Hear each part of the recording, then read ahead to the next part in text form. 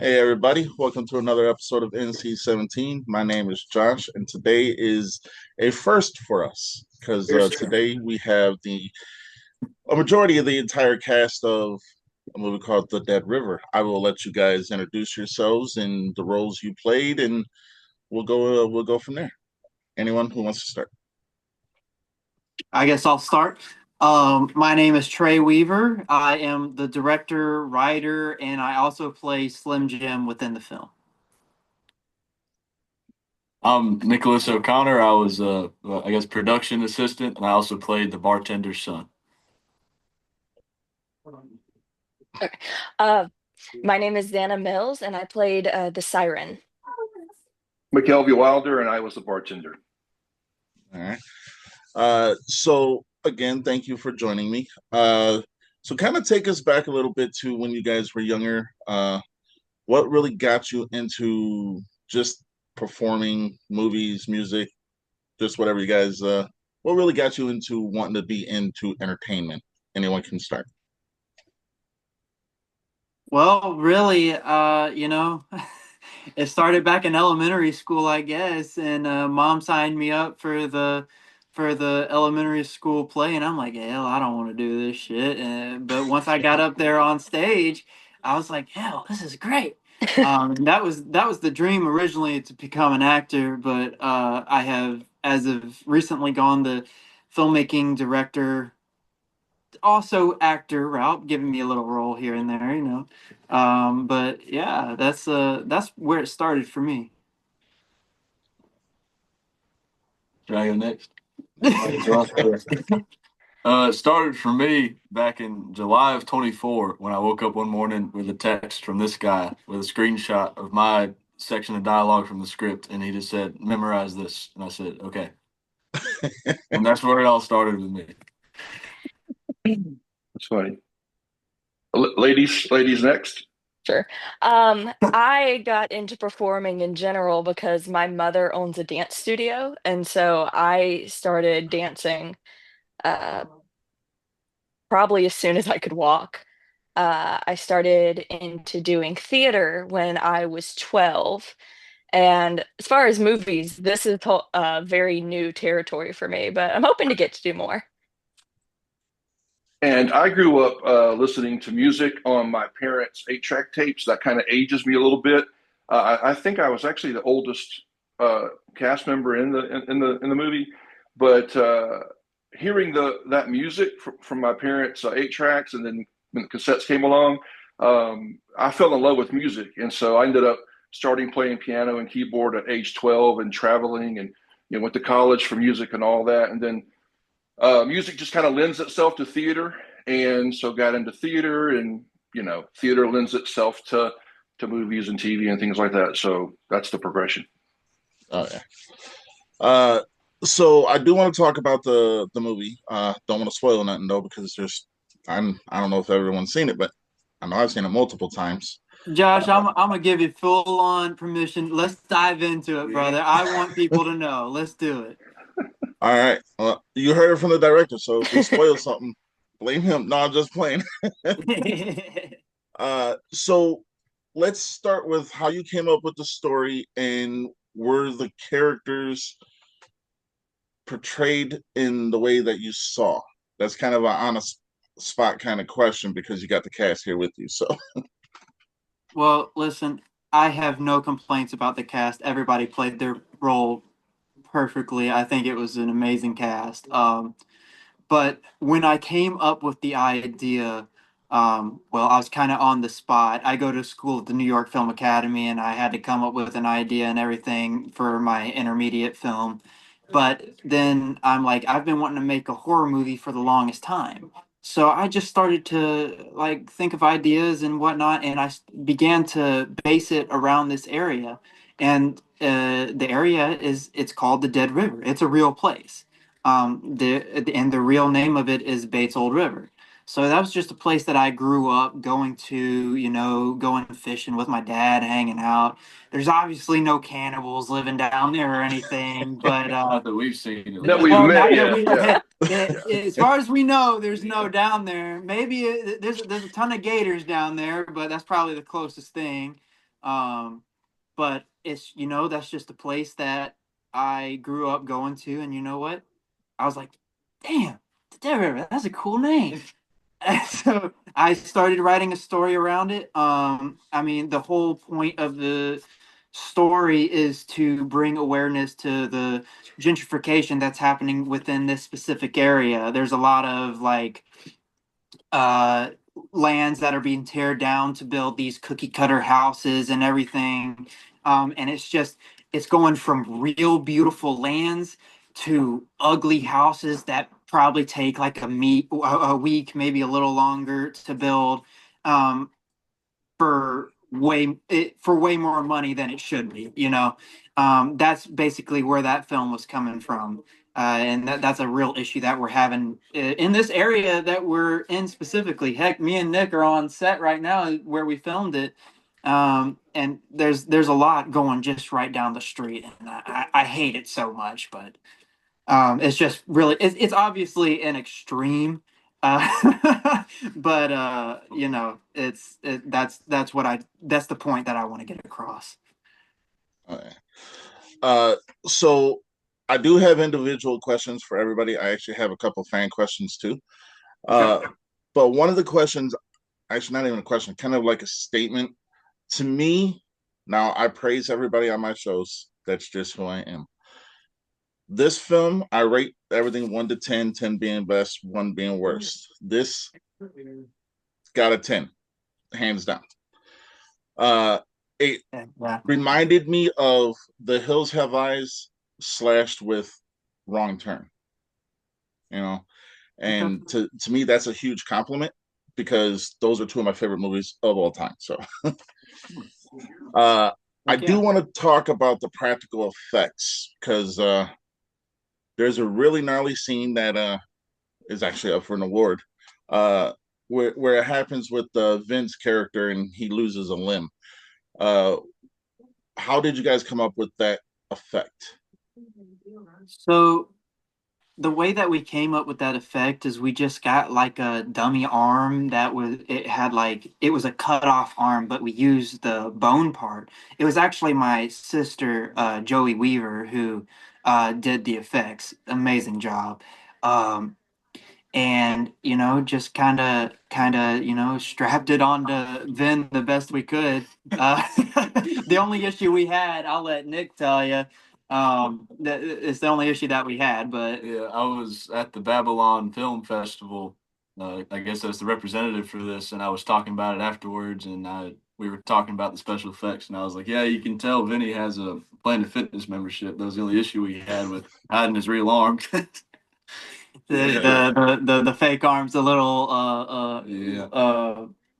I guess limp. Disproportionate. Yeah, disproportionate compared to the rest of Vinny and everything. His real arm was a lot of arm. Oh yeah, behind poor Vinny. His arm, I don't think he can. No, I don't think he could feel it. I feel bad for that man. He's a trooper. Yeah, he had to hold it. I think he lost feeling in his arm at some point. He had to hold it behind his back for so long. But I honestly, I mean, I think you can tell with this film, I was going for a more campy feeling. But I honestly think it turned out a lot better than I could have ever imagined. Oh yeah. It sure was fun. Oh yeah. So music played a big part in this, especially from Zana. So one of the fan questions was the music, was it specific for like each scene, each character? And Zana, the fan question specifically asked, if you could name a soundtrack to your life, what would it be? Oh gosh. I'm gonna be honest, that's a really hard question for me because most of what I listen to is musicals. Okay. I mean, nothing wrong with that. Yeah, I've seen Wicked, at least the first one. Then watch the second one. I just saw the to, second one. Yeah, tonight. Oh, It was good. oh yeah. if I had to relate any albums to my life, this is gonna sound so cheesy, but it's definitely Taylor Swift's most recent album, The Life of a Showgirl. Okay. Yeah. Haven't listened to that one, so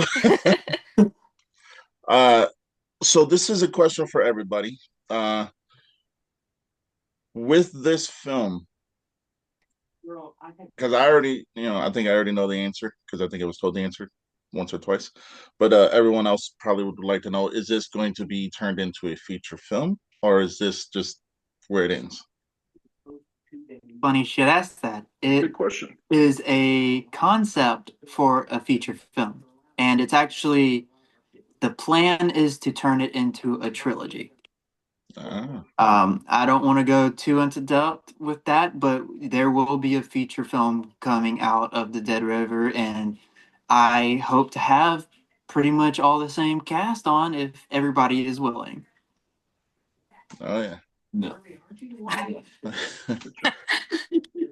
uh, locations when well, since you're already on location there, so like all the different locations and the bar and like how did you come up with those locations and was it easy or was it hard to get those locations?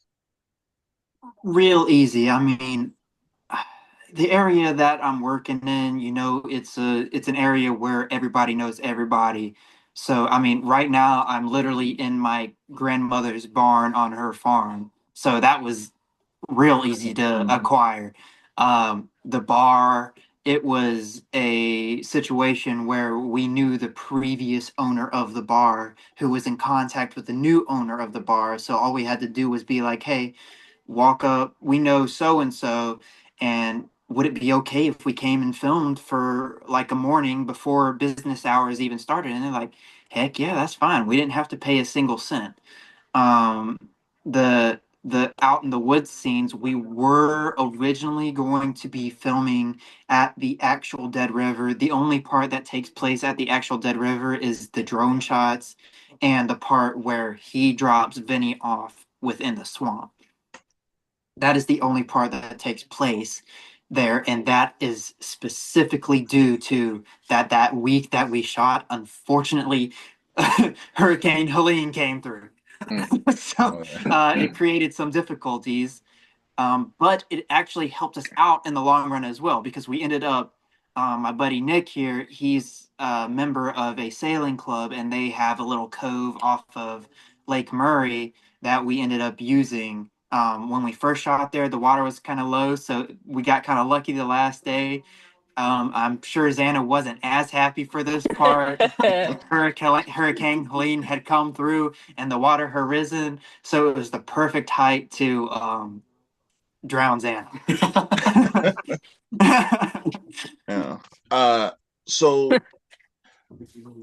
I have a lot of fans who drink a lot, so they want to know specifically because you guys had a bar location. Was there alcohol being drunk for real?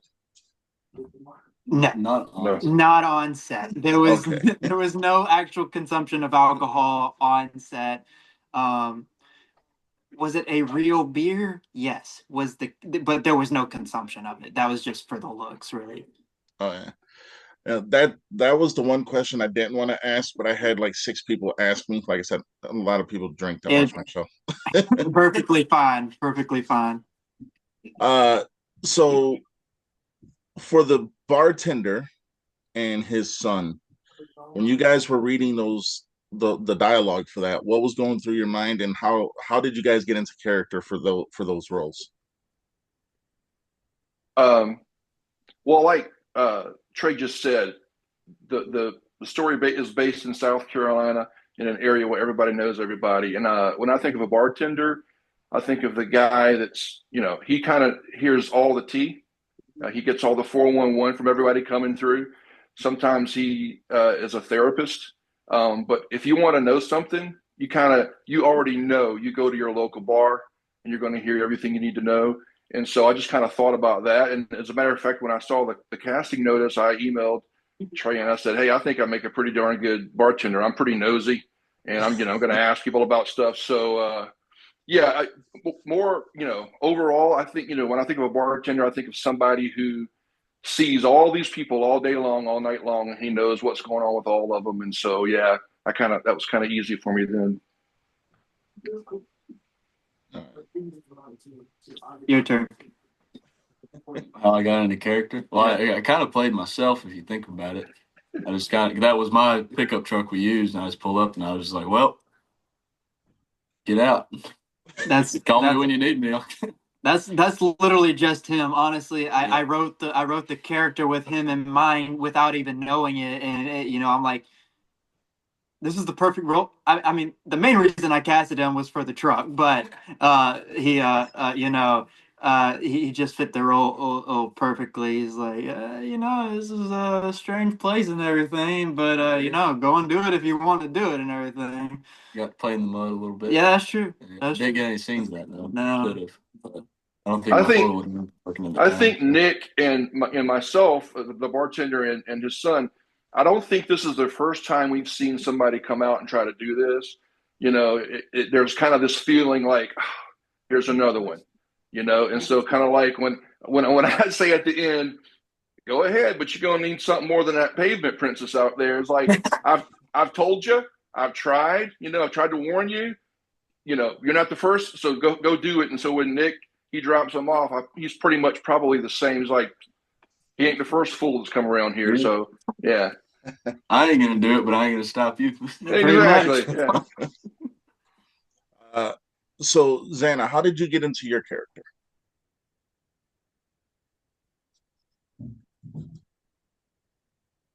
I don't want to say I relate to her because obvious reasons, but there are aspects of her that I could relate to. I also grew up here in South Carolina, so I mean, the first time we see my character, she's standing at the creek fishing, and just filming those scenes made me think back to when my dad would take me out fishing when I was little. And so it kind of, outside of the horror aspects of it, the real person aspects of it made me kind of connect back to my country roots, I guess.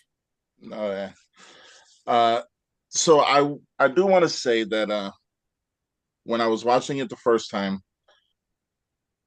things it was a slow build, which I like, you know, and I like the fact that each character at that very specific moment that they were on camera was like, bam, you got this, you need this, and then let's talk about the retribution of Vin's character. Like that dude went crazy, and Slim Jim got it first.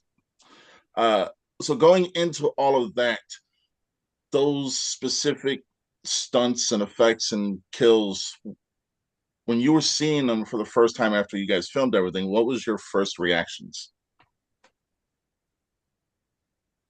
I'll say something. I'm only in the first opening sequence. So when we did the private screening on Trace property, I kind of felt like I was seeing two different movies, and I was seeing a movie that I had nothing to do with because after that bar scene and that really cool drone shot, it's like I'm gone. And so I was able to experience it just like someone seeing it who had nothing to do with the film, and I got a little jealous, to be honest with you, because I'm serious. They had the most. I can tell they had the most fun, and just meeting Vin and then all those other folks and Tom. I could tell they had a lot of fun, and I thought, darn, I had a lot of fun in the bar scene, but I wouldn't have mind going out there and eating some arm or rolling in the river myself. But the thing that was going through my mind, other than that, was these are South Carolina folks. This is South Carolina talent, like on full display. From Trey coming up with the idea to him wrangling all these all these people and herding them like cats, and trying to keep them focused. To editing and all the sound stuff. Like I remember hearing it on the big, the speakers and thinking, man, this sounds legit. But I was so overwhelmed and overjoyed to have been a part of it because South Carolina folks. And I didn't so much mind that I was only in that first opening scene because after that I could breathe and then watch the rest of the movie and enjoy it like anybody else. That's that's good. So when you read that your character, the siren, was going to meet her demise, what was going through your mind when you were reading that for the first time? The first time I read it, I I just remember looking at it, reading it once, and then going, "Wait a minute," and then reading it again and just thinking, "What water am I gonna have to get into?" And at that point, I was just like, "Well, this whole thing is already going to be such a new challenge for me because like I said, I'm used to the stage. Being on film at all is a very new experience for me. So I was already going into it with this mindset of, all right, where I'm used to stunts on stage, I'm ready to get out of my element, try new things. And then I read that part and I was like, all right, we're going. We are quite literally diving out of our comfort zone right now and just we're going with it. Well, everybody wants to die, in a scene. I mean, that's like one of the things That's you want true. to be killed or die or somehow, and you did it really well. Thank you. I will say, and Xana, I hope you can attest to this. Trevor Riney, best stunt coordinator you can have on set. I mean, Yes, Xana, I really hope you felt safe on set. I felt I so did. bad for making you do that, but I mean, he coordinated all the fight scenes, the drown sequence. It looks amazing. I couldn't have been more happy with that. So, Trevor Riney, if you're watching this, dude, thank you so much, and I hope to have you on future projects. Yeah, I'll second that because when I was watching it, I was like, how in the world did they do that? Like, how do they in the water? I can't swim, so I'm like, how did she do that? How does she feel comfortable enough to do that? I was just really trying to not think about what else could have been in that water. That's fair. 'Cause this was uh, after Hurricane Helene too, Right. so So it was just who knows what had gotten washed up because we had just found like a chair that was in a completely yeah. different place than where it That's was good. 2 days before. So we knew things had gotten moved around and anything could have been in there. This Wasn't is right. this is Lake Murray we're talking about too. So wasn't there a shoe that was like following us? Like we kept finding there was it. some shoe following us or something like that. I don't even know, man. Kept reappearing. Yeah. So with the future you guys have, where would you like to see this?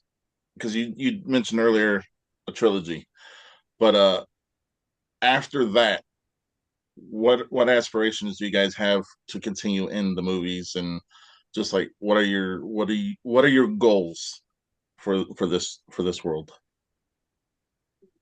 Well, I'll be completely honest. I'm not the best at planning ahead, but I got a good friend of mine that's got my next 10 years planned out for me.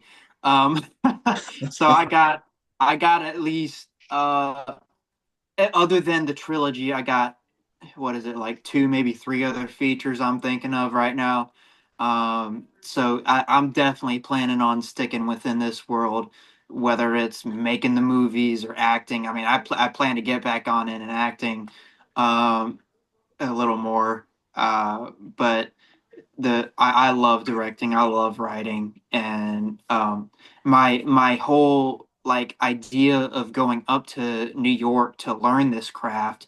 The plan is to go up there because there's not a whole lot of areas around here that you can learn this craft. The arts aren't appreciated as much as I wish they were. We have a really good community theater around here, but beyond that aspect, the film industry is it's kind of the pits.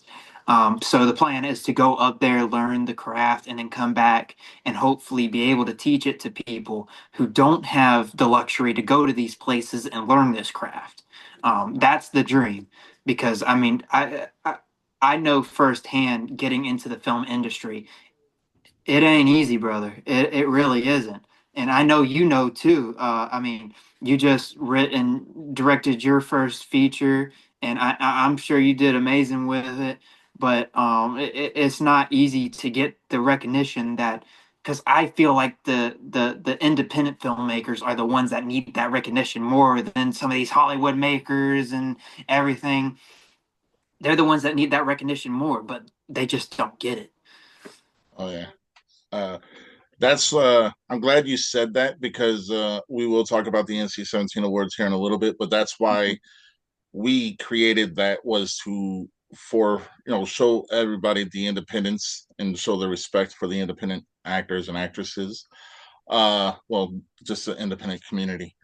But one thing about this film, it a lot of some of the other people that are behind the scenes helping with the award show was like, this is a sleeper hit. And I was like, this is a fucking hit. This ain't a sleeping hit. You got to understand that, they made a short that stands up to a 2 hour movie, in my opinion. In my opinion, you know, and that's a respect thing. Like every single one of you did awesome. Whether it was one scene, multiple scenes, kill scenes, it was a phenomenal movie. That's at least my opinion. You know, uh, there will be multiple times. On my own experience, like you just said, there will be multiple times where people just want to give up.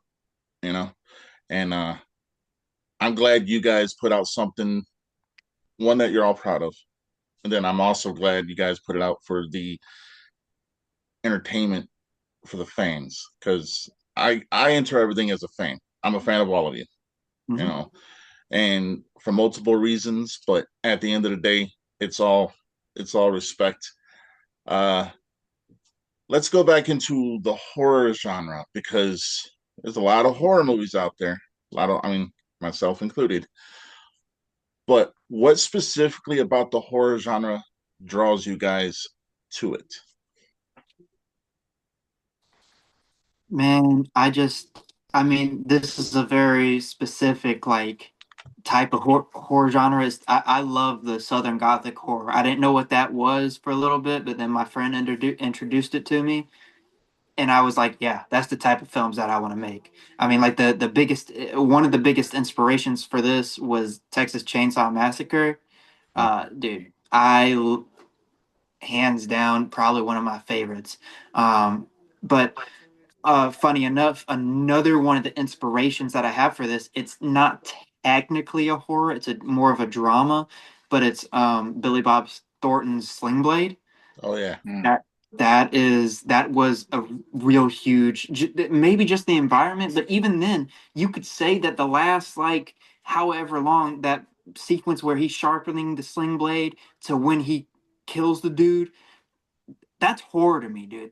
That's like and I think I tried to pull a lot of that into this film because it, like within that film and Texas Chainsaw, actually, it's a lot of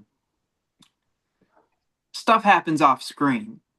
So it, in a sense, it makes it more eerie. You know what's happening, but you can't see it. You know. Oh yeah. It alludes to it like Right. Jaws. You Right. don't see Jaws, but a couple of times, but that the fin and the da. So Exactly. I'll say for me, I don't like horror movies. Like I seriously, I'm a big guy, but I'm a scaredy cat. Like I still sleep with the light on. I'm serious. What? Yeah, What? I do. I have all my life. I don't know. There's something about like I can watch a war movie. Like I love war movies. Like shoot them up, kill them up. What all that kind of stuff. But like when it comes to people like intentionally cutting people up, and especially when it comes to the spiritual ones, I can't do it. It's because I hear everything behind me for the rest of the night, and so I'm glad that I was in the scene I was in because yeah, I didn't have to deal with the rest of the stuff. But since doing the Dead River, I have read a couple of things that were just a little more graphic. Didn't go out for them, but it's opened me up to do it. I think for me, it would have to be in a safe. Like a safe environment. I'd have to feel totally safe and know it was fake. I mean, that's just me. I mean, Well, let's put it so Well, this I'll way: say you. I'm the same way, honestly. Like I don't watch much horror. mm-mm. Um, I watch the occasional things like American Horror Story. I watch the Monster series on Netflix. I like the psychological aspect, but when it Yeah, gets into the gore stuff, yeah, it scares me away a little bit. yeah. But doing this actually helped me with that a lot because I'll watch slightly gorier. I'm not watching Saw or anything, but I'll watch a slightly gorier film or TV show now. And I feel like I'm able to a little better now because I'm watching it with that analytical eye of like, okay, Hmm. how did they do this? Yeah. Uh, Uh, but as far as being in it, I loved it a lot because when in horror you open up more for like stunt work and that type of thing. And Uh, maybe it could be therapy for me. Maybe yeah. I should try a couple more horror things, and just going through the experiences. I realize, oh, this is just all pretend, So like maybe it could help me get over that. But Josh, do you remember a movie called Hell Night? oh yeah, I watched it the other day. When was that? When did that come out? Oh shit, Late 70s, early 80s? I think early 80s. Because that's the first horror movie I ever remember seeing, and I may have been like 10. I don't know how I got to see it, but it scared the frick out of me. And I've never gotten over that. And that's kind of like the first time I saw Texas Chainsaw was at the premiere, of this movie that Trey played, and I was like, well, it was scary, but it was kind of campy. And so, Yeah. in that respect, there's a lot of different feeling. But anyway, yeah, I thought you might have heard of Hell Night, which, looking at it today, probably it's not as scary as it was back then, but it frightened me. Uh, Killer Clown scares my wife, so anything you guys can say, I'm pretty sure she's got to beat. Killer Clown? Oh, yeah, no, can't do it. Can't do it. No. uh, Nick, there was a fan question specifically for you. Oh, Uh, really? Magnum. so when you were on camera, you kind of had this calm intimidation vibe going, and I think you kind of answered it earlier a little bit, but I'll still ask it. Is that Did you draw from like your personal life for that, or because you said it was you pretty much to a T, but do you walk around and give off that vibe? Because that's what some other people who saw the film have said. Interesting, because the first thing I thought of when I watched the film for the first time, which was at Trey's screening, like what, a year after we filmed it, I was like, wow, Yeah. my voice was really like, is my voice always that monotone? But I guess it's a better way to describe it, that calm and intimidating, which I feel like it's a pretty accurate way to describe For the somebody. people that don't know you, yeah. Yeah, yeah. I'm a teddy bear on the inside. Yeah, he really is. It's my best bud right here. I mean, I told him, I basically said jump. He said how high. It's like that type of friendship, able to help me out in every sense, whether it was on camera or just transporting people. You know, he's a good guy. Oh, yeah. They're calm and intimidating. Huh?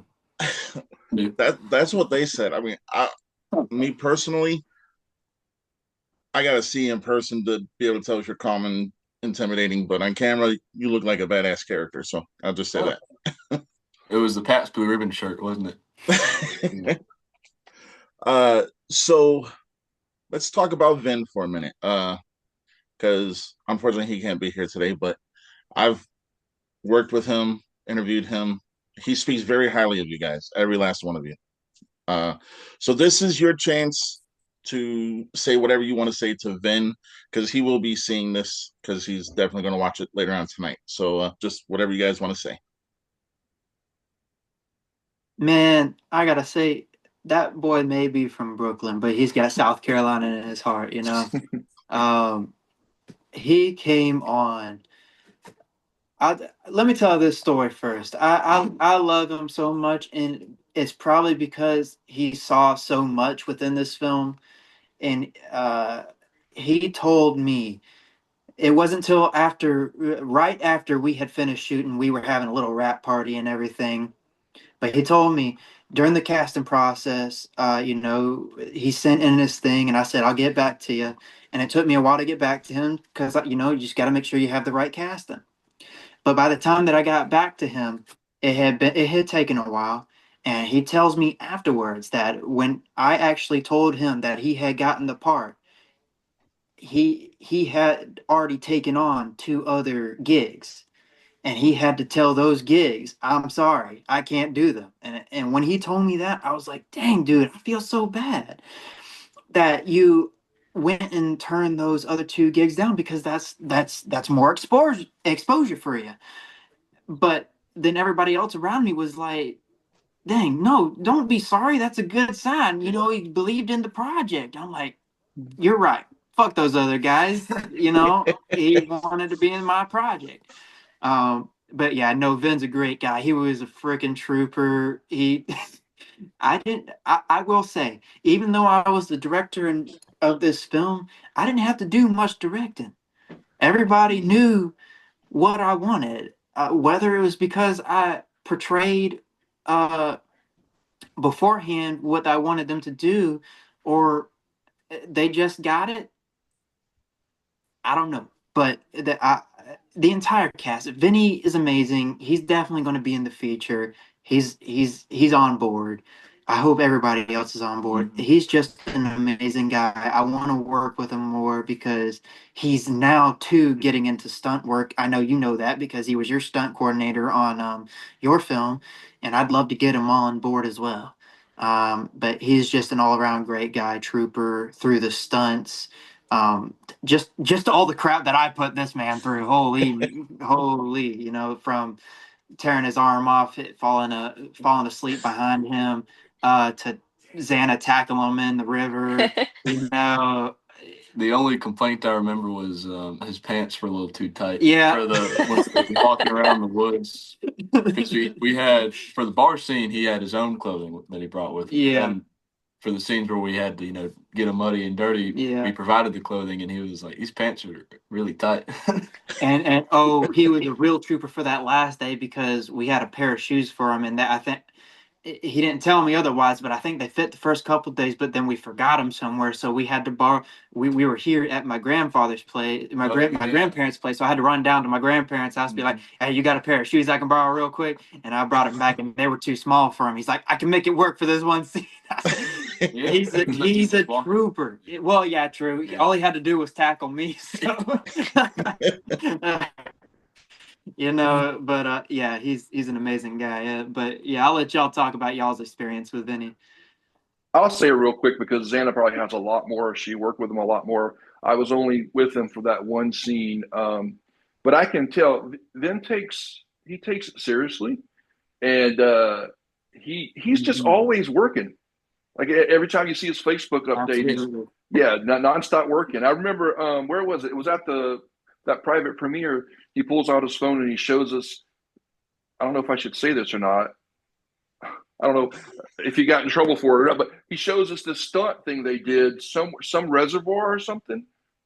Should I not say that? Mm-hmm. Okay. No, say it. The, I don't think he cares. It's one of okay. the best stunts I've seen ever. Yeah, the dude literally is fighting this other guy in this concrete reservoir thing, and they fall and they're tumbling down like 100 yards, and I'm like, how did you not break a rib? How did you not break your leg or something? But I can tell that this guy, he's He gonna, sent me a picture. Yeah, he sent me a picture after that of him. He's all beat up, man, and he was working with my stunt coordinator too, Trevor.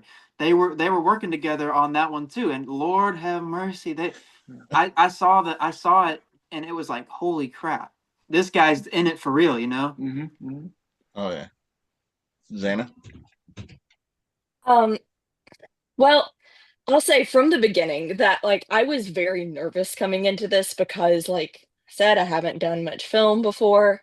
And first scene we film, I think actually pretty much the entire first day that I was filming, it was just me and Vinny. Like we were the only actors in the scenes that we were filming that whole first day. And from the get-go, he was just so easy to work with.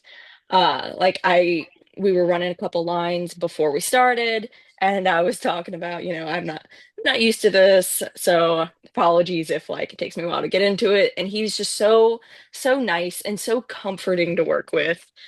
Um, and then of course, like we had a lot of stunts to do together as well, and it was amazing how quickly I could trust him enough to, let him drown me. Hmm. That's a fair assessment. Yeah. uh, if you guys can indulge me for a moment, because I kind of want to piggyback off what you guys said. Working with Vin, so I live in Michigan. We filmed in November. It was freezing cold. We were out there to 4:30 in the morning most nights. And him being the stunt coordinator, he literally had to be in every single fight scene that we had. And he's a durable person because he got roughed up a little bit, but it was mostly because of the elements, not because of the person. So, but yeah, he's a good guy to have on your side, on your team. But no, I'm sure he's gonna respect everything you guys said because it's all facts. So uh let's go to the NC-17 awards. Now, you guys have been nominated for a couple of them. Uh we don't watch movies intentionally to just put them up for awards. And there is a group of us that actually do, you know, put them all up for consideration and stuff. But when you guys were finding out what awards you were being nominated for, what was going through your mind? Because this is something for me specifically because this again, the show is just a respect for the independent community. So yeah, if you guys want, what was going through your mind when you guys found out what awards you were being nominated for? I'll let y'all talk first this time. I'll say it was just really cool because I had no idea what most of this was. I'm very kind of secluded to the South Carolina area for the most part. So it was just suddenly I saw my names on these things. I was like, oh, this is really cool. Um, so it was just this like fun surprise feeling. Oh yeah. Honestly, it was the same for me because Vinny called me one day and he's like, "Hey, dude, this what guy wants to watch your film. He's doing this awards thing, and like, can I send it over him?" And I was just waking up at the moment. This is like, yeah, dude, that sounds awesome. Send it over to him. Like, what? Like, he wants to nominate us for some stuff. Like, whoa, that's awesome. And but yeah, seeing because we've gotten nominated for quite a few things, whether it's the whole movie or people within the cast. Um, it's an amazing feeling to get that recognition, even though it's just a nomination. I know we haven't even gotten any awards, but um, let's just say that's further than we gotten so far. We've gotten into one film festival, and it was one that's just starting up within the community. But you know what? It was still great to go and have it shown out there. He can tell you better than I could because I wasn't out there. He was the representative. So you have anything The to say? Babylon film. Yeah. So it was pretty cool seeing, I guess, the unaffiliated opinions for the first time about the film. Because that was the first time that, for me at least, that I've seen total strangers watch it, not people that were in it or people that Yeah, knew that us. have supported it Yeah, the entire time. people that were just saying they knew I wanted to Yeah, hear. right. Oh yeah. Uh, Mhm. so with 2026 literally just a week away, is it going to be a busy year for you guys? And when can we expect some news about maybe the first feature from this? Well, it's going to be busy for me. I'm working on my thesis film coming up. I'm shooting it in March of next year. Not a horror one, more of a drama slash thriller, I guess. But the Dead River will probably, we'll see. This is no promises, but it'll probably be in production either late 2027, early 2028. Xana, you got a well, I know a couple of you have auditioned for part two of my movie. I cannot go into detail with that because, yeah. But Understood. with with you being on stage and singing and stuff like that, how busy of a year is it going to be for you? Oh, I stay busy. I am at any given point, I feel like I'm always in rehearsals for one or two of my stage shows. I'm in rehearsals for one already that's going to be opening in February. I'll be auditioning for, the show after that in the next couple weeks. I am never not working on something. If I ever don't have a project I'm working on, I'm just antsy and like trying to figure out what the next thing I'm doing is. Oh yeah, you guys. Go. Yeah, I took this year kind of slow. I was recovering from heart surgery this past year, and so I'm getting you know getting stronger and stronger every day, and I'm hoping this year I'm some new opportunities come my way. I am starting some improv classes next month, so that'll be new.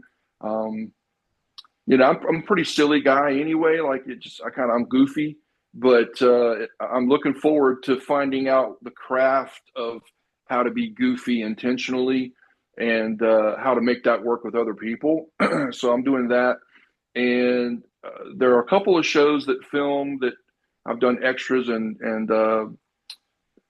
background work for in Charlotte and Charleston, and hoping to get back on some of those. So, and hopefully, I get to do the next Dead River, and maybe You get already killed. signed on, brother. You Maybe already get signed killed. on. Maybe get killed in the end. In the end, let me stay around for a little while. But kill me in the end.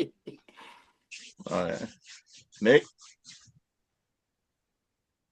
Just kind of waiting for another, hey, do this text from this guy, I guess.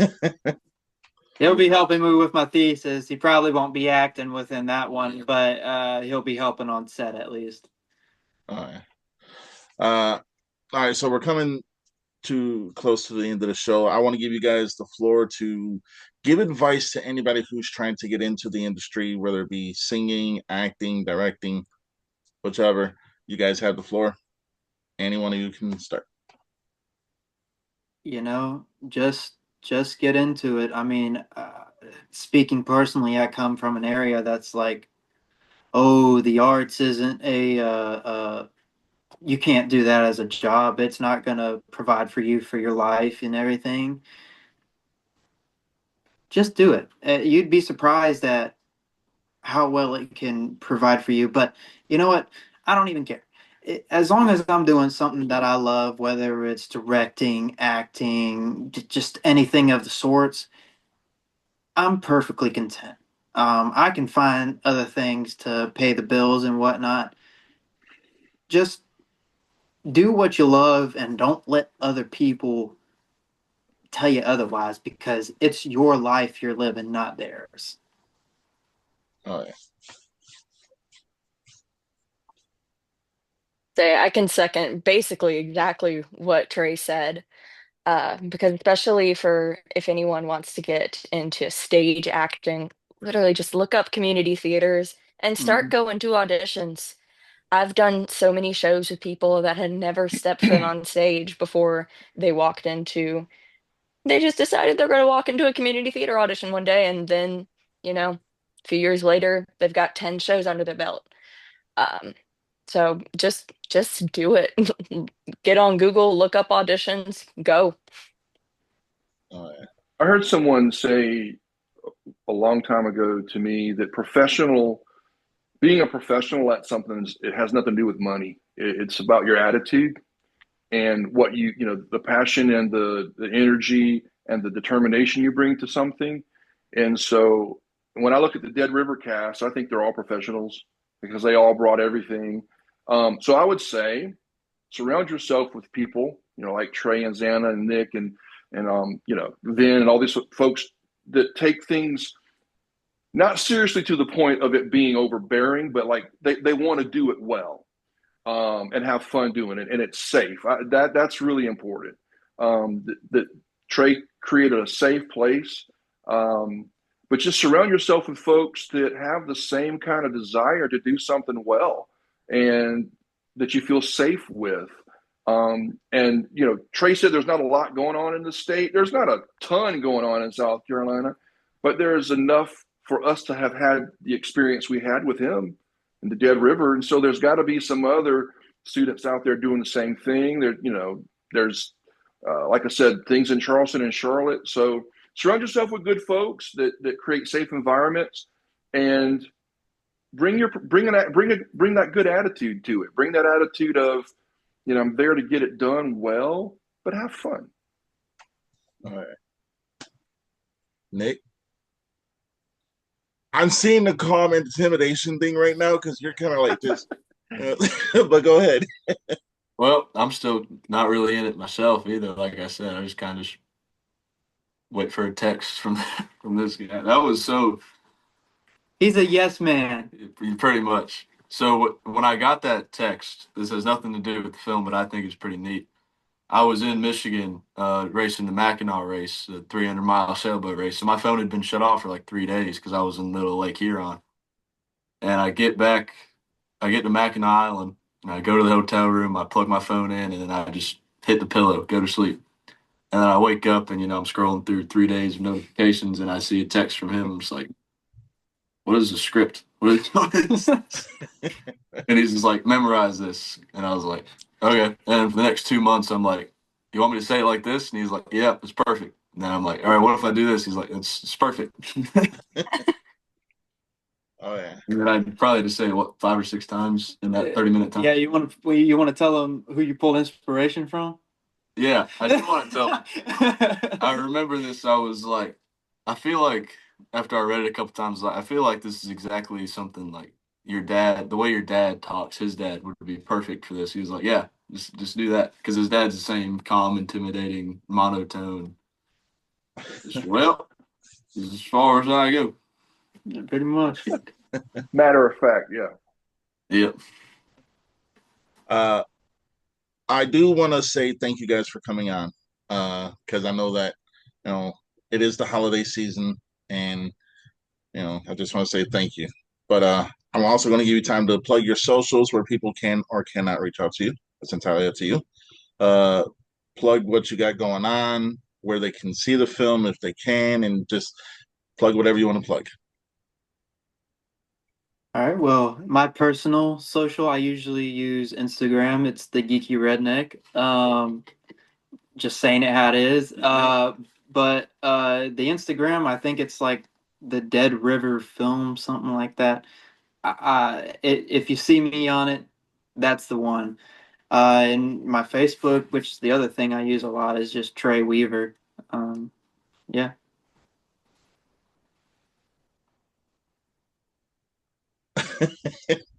I'm trying to let the ladies go first. I'm sorry. Go ahead. That's okay. Either one. I'm most most active on Instagram as well. It's just Xana.m.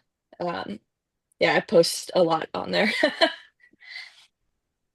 If anybody's in Greenville on January 10th, I am playing with a band at Smiley's on the Rocks. Going to be playing keys in Oregon from 10 o'clock at night to 1 o'clock in the morning, or for as long as I can stay awake. So if you're in the area, come out and see that. Otherwise, just whatever comes up. Hey, McKelvey Wilder online. McKelvey Wilder, yeah. Nick's always the last one. I ain't got no socials to plug, really. He's not. He don't really have an online presence. No. Nothing wrong with that. Maybe my Tinder account. I do want to thank you guys for coming on. You've been awesome guests. And I always say, once you've been on NC-17, you have a home with us. You come out here anytime you guys like. Plug movies, talk movies, say, Josh, you got a booger in your nose. I clean it out every day. So, But it has been an honor. and a privilege. I thank you guys, and definitely in 2 days, some big things are happening with these awards, and we have a couple really good announcements that we're going to be making that it's not known to anybody just yet. So, but I want to say good luck on the nominations. I mean, if I actually right hand can't make this up. I'm not deciding the winners. Everyone else is. So I'm gonna know. Well, except for some of them, I already know some of the winners because I got to give them out to other people to announce. But I do know if you guys have won a specific award or not, but I can't say nothing. That's Well, right. we'll stay tuned. Oh yeah, I will say though, you are all award winners to me, in my own opinion, just for being decent human beings. So yeah, thank you, and I'm gonna let Nick close the show since he didn't talk a lot. Go ahead, Nick. Close it out. You want me to say? Say whatever you want to say. Whatever you want to say. Whatever I want to say. Yeah. Yep. Well, I would like to say that I remember the whole time I was on set just thinking, this entire cast is volunteer. Hang on a minute, Nick. Nick, 1 second. Can you take that hat off so we can see your face? Oh yeah. There's a big shadow over your face. There you go. There you go. That was part of my calm and intimidating look. All the ladies just went, ooh. That Batman look going on. There you go. But the whole time I'm on set and we're working on it, and I'm just like, we just met these people through the film. This was entirely volunteer, or a couple of people we were like, hey, you want to help me with this? And I just can't believe how lucky we got with everybody. Vinny, Zainab, Kelvy, Tom. Who else? Am I missing anybody? That's about it. Yeah. Other Nick. Oh yeah, other Nick. Of course. There's so many Nicks. Yeah. Yeah. Of course. And I just can't believe, I mean, the weather, Hurricane Helene worked perfectly around our schedule. So thank you, Hurricane Helene.